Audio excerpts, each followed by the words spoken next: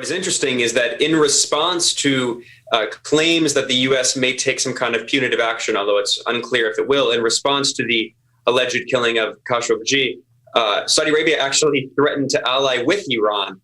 So I think you are absolutely right that the U.S.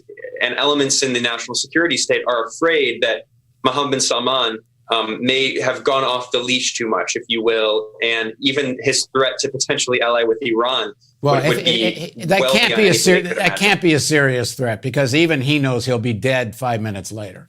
Absolutely. I mean, there will be a coup so fast in Saudi Arabia, the Americans will never live with such a thing. And you referred to an interview we did here at the Real News Network with Asad Abu Khalil, who's a professor in California, a leading expert on the Middle East.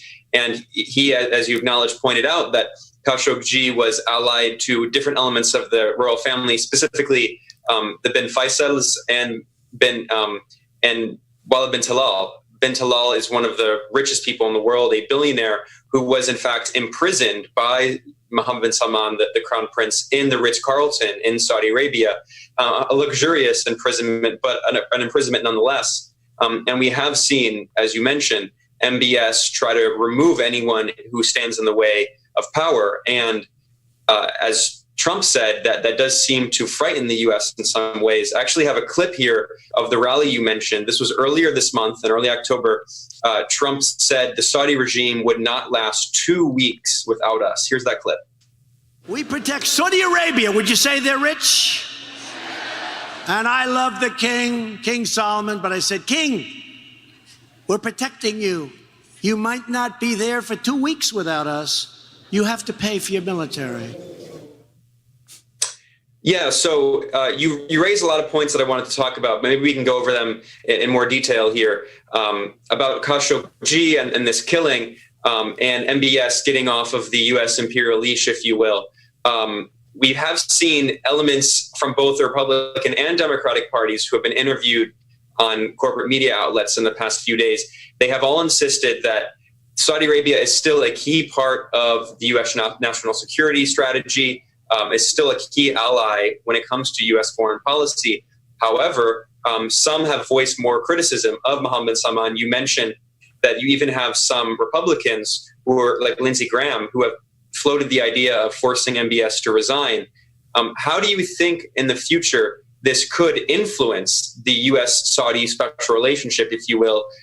Because maybe some could see the U.S. strategy as trying to oust MBS and replace him with someone who's more docile. But others might say that with the decline in U.S. power, with the rise in China and Russia, this could potentially be another indicator that U.S. power is declining, and that even if they get rid of someone like Mohammed bin Salman, that someone who replaces him might not be willing to simply, kowtow to U.S. wishes. Well, I'm reminded of the Mark Twain quote about the rumors of my death have been greatly exaggerated. I think that the talk of the decline of American power has been greatly exaggerated. Yes, we're in a world where certainly China's much stronger, Russia's much stronger. It's not the same world as, the 90s after the fall of the Soviet Union.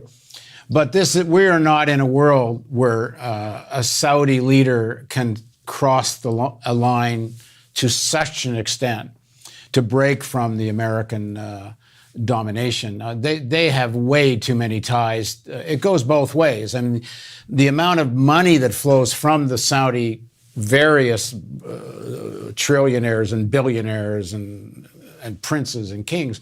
I mean, the amount of money that goes into the West is one thing.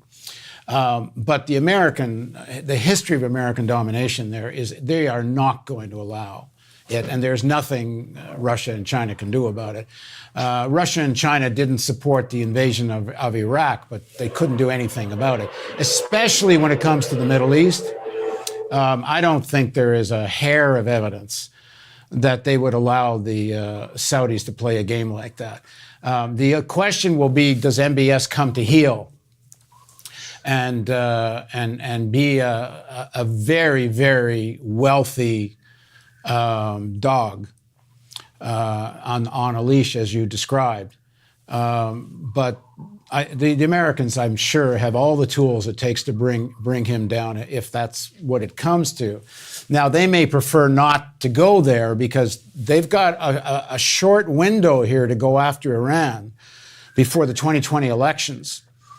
And if they're in fear of losing the 2020 elections, and they should be in fear of that, and as much as the Democratic Party leadership, especially the foreign policy old guard, are very much on the page of confronting Iran, still, the Obama section won the day. They did the deal with Iran, the nuclear deal. They did not want a straight-up military confrontation.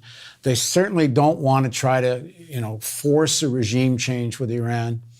And if those people come back to power in 2020, and that's highly probable right now, then these neocons who've been dying to overthrow and bring down the Iranian regime for decades. I mean, let's never forget this document that came from the Project for New American Century, which included, Rumsfeld and Cheney, and Bolton was part of it. And Bolton's back in a position of power and influence again.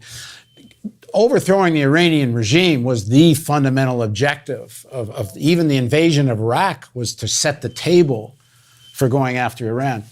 Yeah, the leading general, four-star general Wesley Clark, famously exposed in an interview with Amy Goodman of Democracy Now! That after 9/11, the Bush administration immediately drafted a list of 7 countries to overthrow in 5 years. On that list included, of course, Iraq, Syria, Lebanon, Libya. All these countries have been destabilized. But the cherry on top was, of course, Iran. Well, I would say more than the cherry, it was the real prize. Everything else is kind of a building block to getting there, because none of these other countries are regional powers. And Iran is a regional power. It's a large economy, a big population, a serious army. So the question facing the U.S. now, and maybe they've already answered this in a sense, like I've been asking everyone, why are they making such an issue out of this journalist? Why are they going after the Crown Prince so directly? Maybe they've already decided his fate, but the counter argument would be, if you're sitting in these circles, you don't want too much chaos in the House of Saud if you've only got, less than 2 years to go after and try to bring down, weaken, or even bring down the Iranian government and a ruling stratum there. So I think maybe that's part of the debate that's going on. Either scare the hell out of MBS and make sure he plays ball. And I think it's very important, the split in the Saudi elites over the war in Yemen.